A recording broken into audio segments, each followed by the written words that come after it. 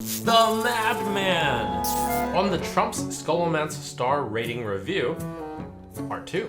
Last time we were finishing looking up at Demon Hunter's cards, so let's take a look at the Demon Hunter Warlock dual class cards. Philosophy is still useless. Spirit Jailer, Soulshear, and Sociologist Militia though, they're all, I actually think, still potentially good in Warlock.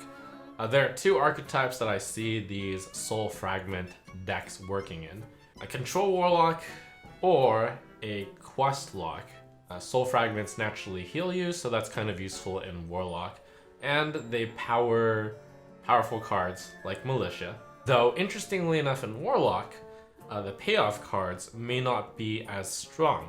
It's just that the setup cards are fairly good, but because I think Control Lock and or Quest Lock will only possibly reach tier 2, I'm going to give School Spirits a 4-star rating.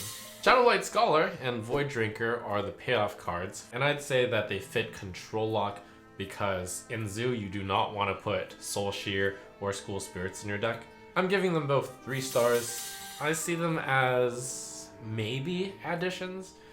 I could easily see a deck running a bunch of Soul Fragments just with the payoff of Sociologist Militia, and mainly the point of them is just to heal. With so many Soul Fragments, you're going to be healed all the time, which means your health is going to be changed all the time, so there's some interesting cards that play around with that. There's Brittlebone Destroyer and Flesh Giant. Brittlebone Destroyer I'm going to give 5 stars. Sometimes when you just draw Soul Fragment, it's just only going to cost 4, and then you kill something. That's pretty sweet. With your health changing so much from gaining health as well as life tapping, Flesh Giant could be reduced quite a lot. I'm not confident on the Control Warlock archetype, and I'm also not confident that Quest Lock is going to have the room to run Flesh Giant because I feel like it still needs to run the Dragon package, but Flesh Giant, 4 stars. Archwitch Willow is a card that you would consider in a Control Warlock deck because you might be able to pull out big demons. However, it unfortunately interferes with both Spirit Jailer as well as Moarg Artificer, and you certainly don't want to pull out small demons with that. Archwitch Willow, 1 star, Raised Dead, actually fits both Control Warlock and Zoo, 5 stars. It's a simple 0 mana draw 2. That's pretty good! And it's cards that you originally put in your deck. I like it quite a bit. Also, Raised Dead changes your health total, which means that could be great with Flesh Giant, could be great with Brittlebone Destroyer.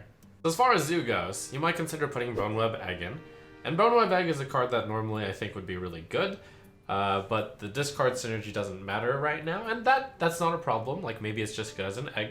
The problem is there's not that many ways to kill it or buff it right now. So 2 stars. One of the ways you could kill it very well, and this is a very powerful card for Zoo, is Disciplinarian Gandling, which I'm going to sadly rate 3 stars. Zoo has a bunch of lackeys, it wants to kill a bunch of its low-cost cards, but the problem is Zoo is currently not a great deck, and just because you put in 1 or 2 good cards into Zoo doesn't make a Zoo deck good. Finally, we have a Random Demonic Studies, 1 star, you don't want to pay 1 mana to discover a demon. That's just trash. Moving on to Priest. Addressing the Warlock Priest dual class cards first, there's quite a number of good cards for Control Priest and Highlander Priest. Control Priest possibly including Galakron Priest, but Highlander Priest might be better now because, I mean, there are a lot better cards, which means you don't have to necessarily include the Dragon package, which was perhaps a little bit weak in Highlander Priest. The main point is that the Galakron card gives you a big edge over any control card. And, by the way, all of these new cards for Priest that are minions are quite good. Brittlebone Destroyer, Flesh Giant, and Raised Dead are all pretty sweet. The only reason why I have Flesh Giant rated a little bit lower than the other 2 is because I'm not confident that a Warlock or a Priest is going to guaranteed run it, unlike Raised Dead and Brittlebone Destroyer, which I could see being run across multiple types of Warlocks and multiple types of Priests. Disciplinary Gandling is a card that I expect to see no play in Priest. There's not going to be a Swarm deck. So let's talk about more cards you might find in these control types of Priests. They'd be cards like Mindrender, Lucia, Cabal Acolyte, Initiation, and Wave of Apathy. Mindrender Lucia is a huge game changer, and I think single-handedly makes Priest's win rates skyrocket against certain types of decks. Priest has a maximum level of 30 health, and any combo that deals more than 30 health, you lose. So Mindrender Lucia completely changes that game plan. If you play Mindrender Lucia against a quest lock deck, they actually just lose. Also, not dead against aggro, because you play it, you play some of the aggro cards, they spend a turn playing your control cards, you've slowed down the game, that's awesome. Sometimes when you absolutely know that you're going up against an aggro deck and you're going first, you could just play a Lucia on turn 2, and then steal their coin. And if you get really lucky, you steal their coin and then you coin out their 1-drop. Cabal Acolyte combos really well with Wave of Apathy. With Wave of Apathy, you can steal anything when you play it with Cabal Acolyte, including stealth minions, which might matter. Still though, I think that that's too specific a combo, sadly, and while I give Cabal Acolyte high marks, 4 stars, Wave of Apathy just has a bit more limited of an application. I don't believe you need a card that's purely for stall or purely for a combination with the Cabal Acolyte. Similarly, Initiation I think is not as bad as it looks. It's kind of like a mind control, but still 1 star. There are better options. Priest also got an exciting new archetype this set. Zoo Priest or Tempo Priest might just actually exist. We got Frazzled Freshman, Power Word Feast as the opening of that deck, where you can lead off with a 1 mana 1/4 and then put Power Word Feast on that 1 mana 1/4 and have a 3/6 attacker which will heal back to a 3/6 after it kills your opponent's guy. I actually think that's going to be quite good. Frazzled Freshman and Power Word Feast, 4 stars apiece. You could play a Tempo Priest deck which tempos early and then pivots to Galakrond. It's your fallback plan if you didn't manage to kill them, then you just switch to a 1-card value machine, outvalue them. In your Tempo Priest deck, you might also run the aforementioned Cabal Acolyte. You might also run some of the Priest Paladin dual type cards. Gift of Luminance, High Abyss Allura, as well as Devout Pupil.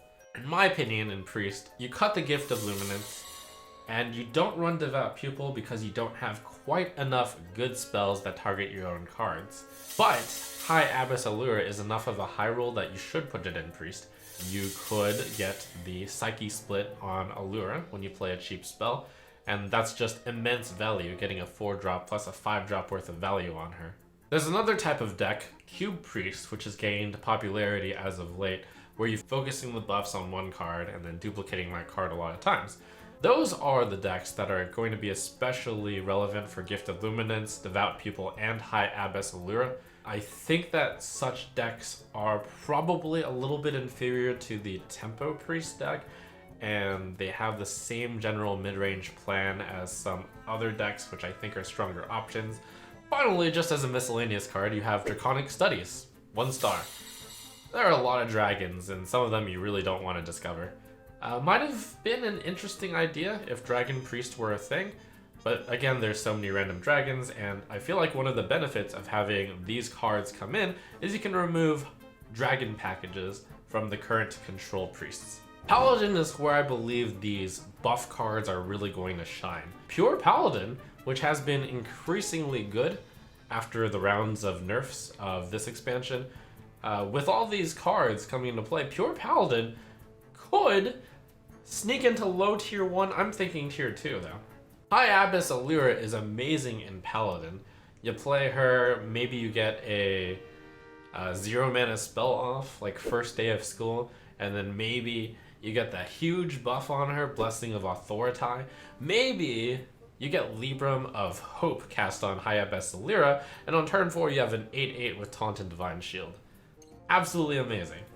With so many buffs in Paladin, your Devout Pupil has a decent chance of being discounted by quite a lot, and you can play a 3 mana or 2 mana 4/5 with Taunt and Divine Shield, pretty sweet. Unfortunately, Gift of Luminance I think is just a little bit too weak of a buff. So let's talk about all of the cards that are going to make it into this Libram Pure Paladin deck that I envision. First day of school, Argent Braggart, Goody Two Shoes, Blessing of Authority. Those are all very high power level Paladin cards, which I think will increase the power level of decks that use only Paladin cards, pure Paladin. And even though no more Libram cards are printed, Libram cards have a big synergy, and Blessing of Authority has high synergy with Devout Pupil and Allura as well. And Argent Braggart has a lot of synergy with Blessing of Authority. First Day of School was a much needed early game play for Paladin, especially pure Paladin, which couldn't put in any neutral cards. And Goody Two Shields is a much needed 3-drop, which is very overstated.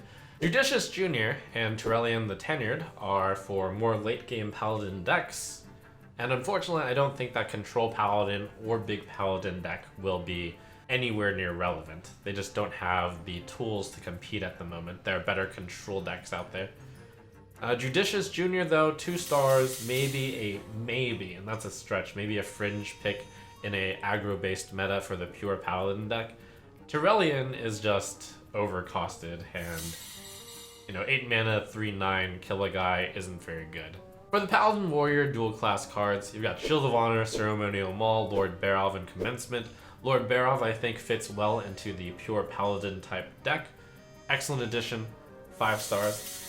Shield of Honor, even though it's a buff card, it's tough to get wounded minions as a Paladin, so I believe that it's not very good in that deck. Ceremonial Maul, for both Paladin and Warrior, 1 star. The actual weapon, the 3 mana 2/2, is just too weak. Commencement I think is just better for Big Warrior because Big Paladin is just so much sadder. So for what it's worth, I'm rating Shield of Honor 4 stars, Commencement 2 stars, but those really are only applicable to Warrior. For Paladin, they're trash.